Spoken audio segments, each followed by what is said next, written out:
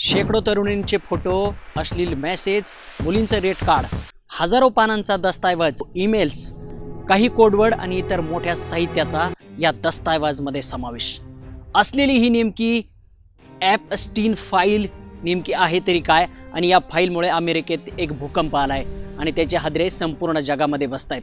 महाराष्ट्रात तर लवकर मराठी माणूस पंतप्रधान होणार असल्याचं माजी मुख्यमंत्री पृथ्वीराज चव्हाण यांच्या विधानामुळे सर्वत्र एकच चर्चा होती. नेमकं एपस्टीन फाईल आणि कोण आहे हा लफडेखोर एपस्टीन आणि भारत कनेक्शन आहे तरी काय? गुगलवर हा विषय का ट्रेंड होतोय? सोशल मीडियावर याची काय चर्चा आहे? हेच आपल्याला जाणून घ्यायचं आजच्या व्हिडिओमधून. नमस्कार, मी साहेबराव ठाकरे. तुम्ही पाहताय वेगवान मराठी. 19 डिसेंबर हा दिवस अमेरिकेसाठी फक्त एक तारीख नव्हती, तर अनेक शक्तिशाली लोकांसाठी धडकी भरवणारा क्षण होता. कारण त्या दिवशी समोर आल्या एपस्टीन फाईल्स, ज्या फाईलमध्ये फक्त नावे नाही तर सत्ता, पैसा आणि गुप्त संबंधांची भयावह साखळी दडलेली आहे. गेल्या अनेक महिन्यांपासून एपस्टीन फाईल्स हे नाव डोनाल्ड ट्रम्प यांच्या सत्तेला हादरे देत होतं. या फाईल्स जणू ट्रम्प प्रशासनाचा पाठलागच करत आहेत. केवळ विरोधकच नाही तर खुद्द डोनाल्ड ट्रम्प यांचे समर्थक आणि त्यांच्या स्वतःच्या रिपब्लिकन पार्टीतूनही आता दबाव वाढू लागला होता. या प्रकरणाच्या तपासाला जे काही समोर आलं ते जनतेसमोर स्पष्ट मांडावं अशी मागणी जोर धरू लागली. सुरुवातीला अनेक आठवडे ट्रम्प यांनी या फाईल सार्वजनिक करायला नकार दिला होता. मात्र वाढता दबाव पाहून अखेर त्यांनी आपली भूमिका बदलली. त्यांनी आपल्या पक्षाच्या खासदारांना आव्हान केलं की या फाईल जनतेसाठी आता खुले करण्याची वेळ आलेली आहे, तुम्ही त्या बाजूने मतदान करावं. त्यानंतर अमेरिकन संसदेच्या दोन्ही सभागृहांनी म्हणजे काँग्रेस एक नवीन कायद्याला मंजुरी दिली. या कायद्यामुळं अमेरिकेच्या न्याय विभागाला सर्व फाईल सार्वजनिक करणं बंधनकारक झालं. नोव्हेंबर महिन्यात स्वतः ट्रम्प यांनी त्यावर स्वाक्षरी केली. फाईल प्रसिद्ध करण्यासाठी 30 दिवसांची मुदत देण्यात आली होती. मात्र यात काही अटी होत्या. ज्या फाईल सुरू असलेल्या गुन्हेगारी तपाशी संबंधित आहेत त्यामध्ये पीडितांची ओळख उघड होऊ शकते किंवा ज्यामध्ये शारीरिक शोषण आणि मृत्यूचे विदारक फोटो आहेत अशा संवेदनशील फाईल सोडून इतर सर्व कागदपत्रे सार्वजनिक करण्याचे आदेश देण्यात आले. 2008 मध्ये फ्लोरिडातील एका 14 वर्षाच्या मुलीच्या पालकांनी पोलिसात तक्रार दाखल केली की जेफ्री एपस्टीनने त्यांच्या आलिशान घरात त्यांच्या मुलीचं लैंगिक शोषण केलं. जेव्हा पोलिसांनी त्याच्या घरावर छापा टाकला तेव्हा तिथे शेकडो मुलींचे फोटो आढळले. त्यावेळी त्याला अल्पवयीन मुलींकडून वेश्या व्यवसाय करून घेण्याबद्दल दोषी ठरवण्यात आलं. पण एक गुप्त करारामुळे तो मोठ्या शिक्षापासून वाचला. त्याला किरकोळ शिक्षा झाली.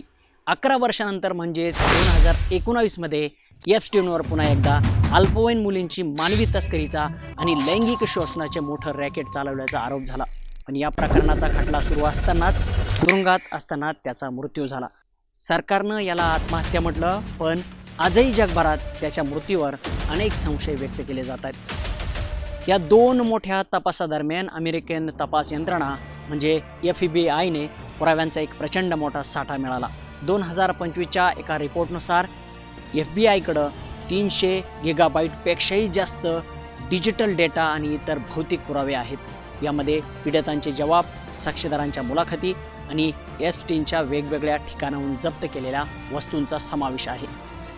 या फाईल्समध्ये अनेक अंगाने गोळा केलेले पुरावे आहेत. मात्र न्याय विभागाने स्पष्ट केलंय की या बाल शोषणाचे आणि पीडितांचे अत्यंत वैयक्तिक फोटो आणि व्हिडिओ आहेत.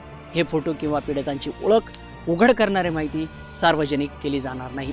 कारण अमेरिकन कायद्यानुसार पीडितांची प्रायव्हसी राखणे बंधनकारक आहे. हे प्रकरण फक्त एपस्टीन पुरतं मर्यादित नव्हतं.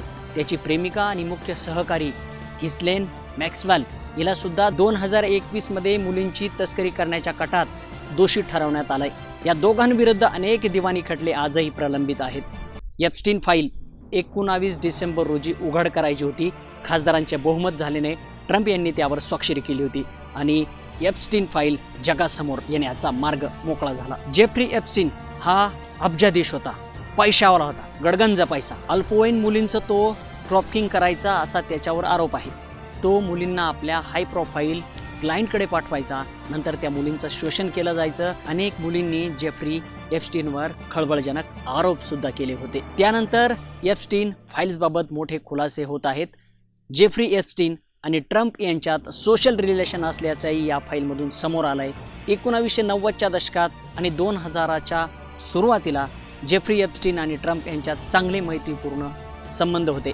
अलीकडंच बाहेर आलेल्या फोटोमध्ये ट्रम्प यांचा उल्लेख मात्र टाळण्यात आल्याने अमेरिकेमध्ये याचं नवल होतं आहे. अमेरिकेच्या राजकारणात एप्स्टीन फाईल्सनी सध्या मोठी खळबळ उडवून दिली आहे. या फाईलमधील गोष्टी बाहेर आल्यानं अनेक धक्कादायक गौप्यस्फोट सुरू झाले आहेत. आता अजून एक मोठा पर्दाफाश झाला आहे. अलीकडंच एक फोटो समोर आला आहे. त्यात अमेरिकेचे माजी राष्ट्राध्यक्ष बिल क्लिंटन मुलींसोबत पुलामध्ये अंघोळ करताना दिसत आहेत. अमेरिकी जस्टिस डिपार्टमेंटनं जेफ्री एप्स्टीन यांच्या चौकशीशी संबंधित 3 लाख कागदपत्र शुक्रवारी रात्री 2:30 वाजता सार्वजनिक केली. या फोटोमध्ये अमेरिकेचे माजी राष्ट्राध्यक्ष bill Clinton, pop singer Michael Jackson, Hollywood अभिनेता क्रिस टकर यासारखे दिग्गजांचे फोटो समोर आले आहेत. काही फोटोमध्ये क्लिंटन मुलींसोबत पुलामध्ये आंघोळ करताना आणि पार्टी करताना दिसत आहे. या फाईल्समध्ये विद्यमान राष्ट्राध्यक्ष डोनाल्ड ट्रम्प यांचा फार उल्लेख झाला नाही.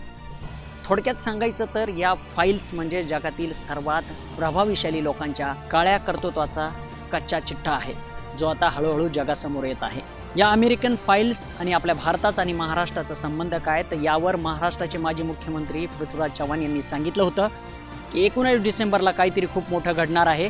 अमेरिकेत काही गोपनीय फाईल्स सार्वजनिक होतील आणि त्यामध्ये अशा काही लोकांचे नावे असतील ज्यामुळे भारताच्या राजकारणात मोठा भूकंप येईल. या भूकंपाचे परिणाम इतके मोठे असतील की देशाचे पंतप्रधान पद बदलले जाऊ शकते आणि सर्वात धक्कादायक म्हणजे त्यांच्या जागी एखादा मराठी माणूस पंतप्रधान पदाच्या खुर्चीवर बसू शकतो. हा दावा नागपूरशी संबंधित व्यक्तीचा केल्यामुळं लोकांच्या नजरा या नितीन गडकरींकडे वळाल्या होत्या. 19 डिसेंबर तर उलटून गेलाय.